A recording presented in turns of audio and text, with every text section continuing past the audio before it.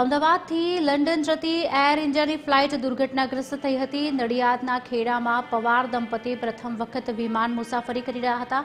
વિમાનમાં બેસતા પહેલા પુત્ર સાથે વિડીયો કોલ કરીને ખુશી વ્યક્ત કરી હતી।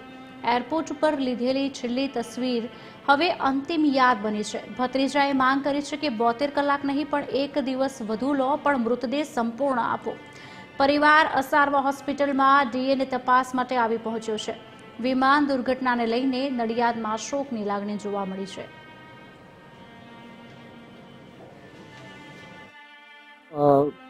ફ્લાઇટમાં મારા મમ્મી અને પપ્પા હતા, મહાદેવટી પવાર અને આશાબેન પવાર। આવું સાંભળીને અમે ત્યાં ગયા હતા। તો છેલ્લે સાંજે 8 વાગે 8:30 અમે ડીએનએ ટેસ્ટ માટે બ્લડ ડોનેટ આપીને આવ્યા હતા ત્યાં આગળ, અને 72 કલાકમાં હમણાં જાણ કરવાનું કેવું છે। કંઈ નહીં, અમારે જે હમણાં મારા ભાઈએ કીધું એ રીતે અમને સપોર્ટ મળે તો સારું છે। બસ, જય મહારાજ।